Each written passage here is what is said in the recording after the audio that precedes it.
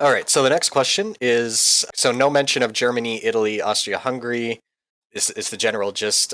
We did kind of mention them a little bit, but obviously not a lot. So I guess if you want, you can just expand a bit on I guess the minor partners in the alliance. Yeah, the reason we didn't talk much about them was because the focus of the last talk was the second relief expedition, right? The actual Boxer War, and the majority of that contingent was Russian, Japanese, British Empire, and the USA. There were French, Germans, Austro-Hungarians, Italians there, but they weren't large enough to be making any of the grand sweeping decisions of the attack. Right? They're always moving with other units. Like the French tended to stick alongside the Russians because, of course, at that time they were friendly and they operated together. So, for the brevity of a video, hour and a half long brief video, we talked about. I wanted to keep it focused on some of the keyer players, but of course they were there. Germany is a special one we have to talk about because I'm not sure if we mentioned it in the video. We probably did that there was a bit of a diplomatic wrangling over who would actually lead the expeditions, and no one wanted their imperial rivals to have the honor of leading the expeditions. Like the British insisted on a Briton doing it. The French wanted a French or Russian. The Japanese were trying to play up all the different sides and say, "Oh, we'll do it, but only if everyone agrees we should do it." So there's a lot of international wrangling going on, in part because some diplomats, some foreign ministers in Europe thought everyone was already dead. They thought this was a foregone conclusion, and what we were doing was organizing a punitive expedition.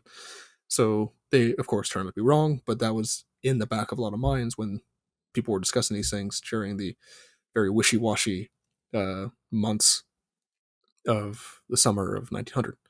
Because of course it's summertime, so people are going on vacation, and it's hard to reach and telegraph people, so it's a whole thing. But what they decided to do in the end was a German. So they did elect a German leader of the relief expedition, Baron von Waldersee. But of course, he and most of Germany's troops were in Germany, so they had to sail from Germany to reach China to then lead the expedition. But when word reached the people who were in China already that the legations weren't overrun, they had to act fast. So uh, Waldersee was leading in absentia, which of course is a bit of a slap in the face already, right? So when they did arrive, Waldersee presided over some truly awful punitive expeditions into the countryside. They were meant to root out the remaining boxers, and a few times they did engage some boxers, but for the majority of the time they were moving into places and that were like boxer havens or known boxer hideouts and setting fire to things and pushing people away and murdering innocents. It's not a great time.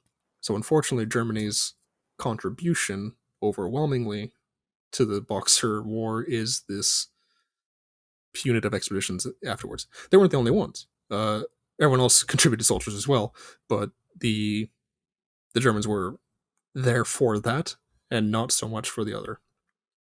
This also, we can go back and talk a bit about the German emperor's speech he gave before sending off Waldersee and the soldiers. This is the famous Yellow Peril speech, right, where he I don't remember the wording specifically, but it was something along the lines of, like Attila and the Huns made the Europeans terrified, so you go to China and make them terrified to even look slant-eyed at a European.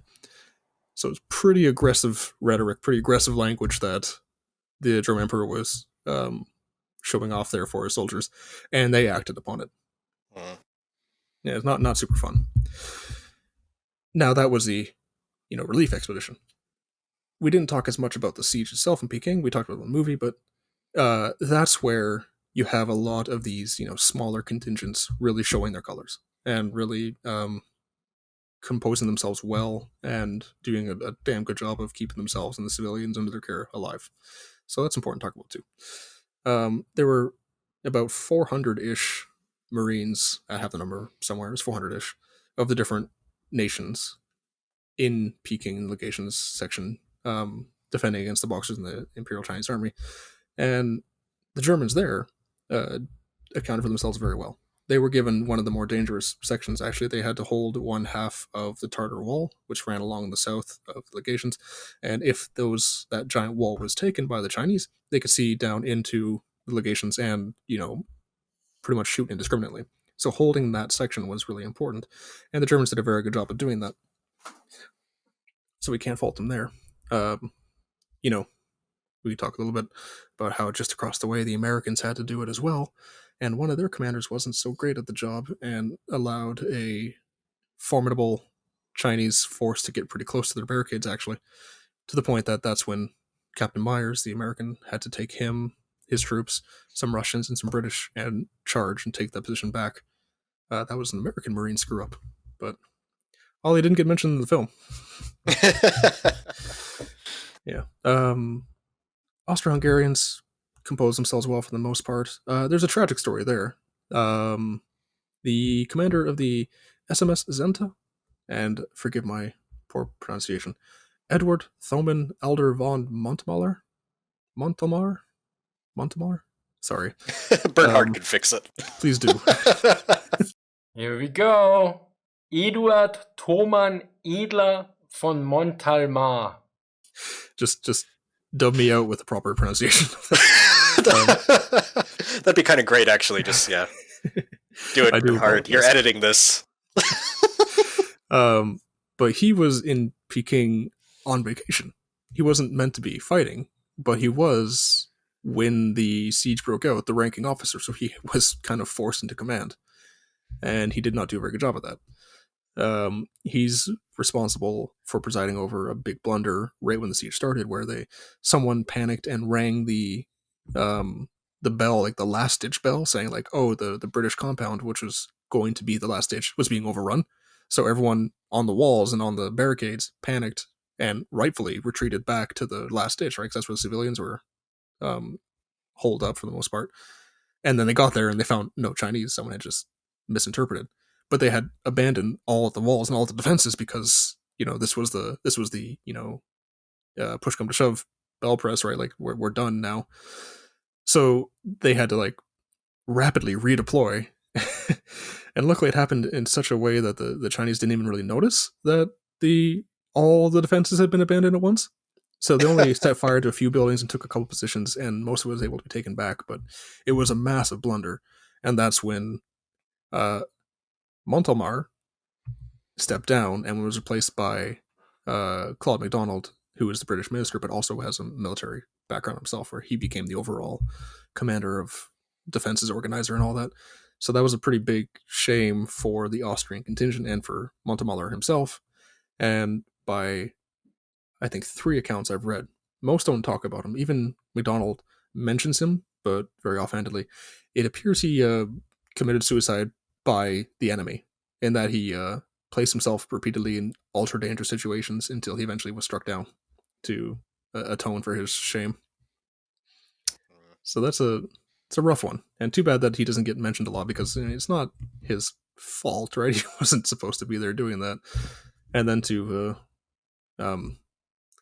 give himself up like that is tragic. Anything noteworthy with the Italians, or they just had a Marine contingent there that just fought alongside everyone else? I'm not sure what it was particularly, but a lot of people weren't very kind to them.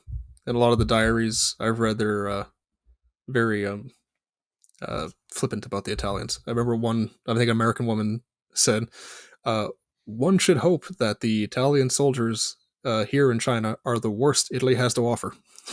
I thought that's quite the dig. But they're not entirely terrible.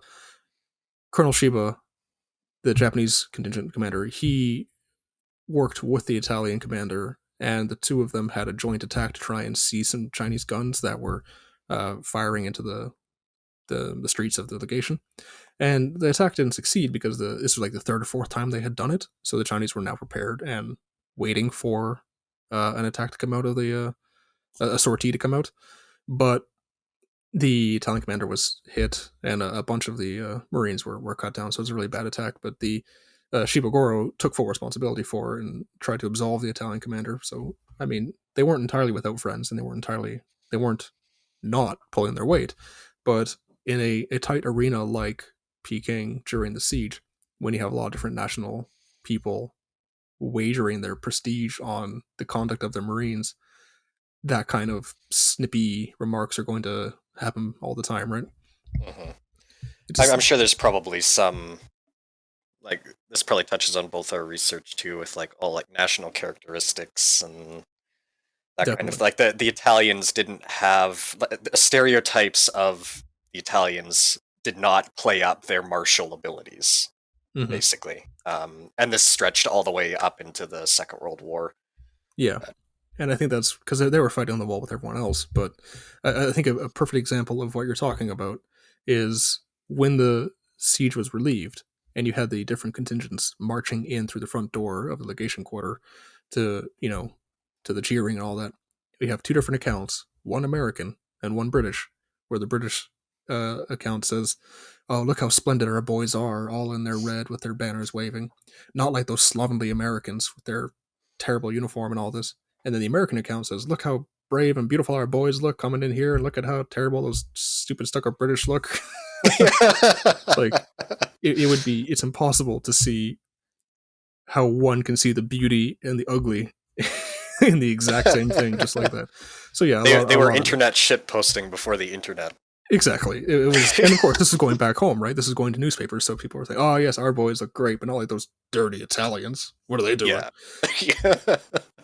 Some complaints are a little more reasonable, like a lot of people were complaining that the Americans and the Russians would fire on any Chinese person who showed their head, even going so far as to incorrectly shoot at some messengers who were coming back. So I mean, it goes all over the place. But yeah, the Italians did not get a lot of credit when they probably should have. They were pulling their weight like everyone else. Mm-hmm. Thank you very much, Joe. It's been great as always, and I hope everyone enjoyed it as much as I did, and we'll see you next time. Yeah, thanks again for having me. It's always fun.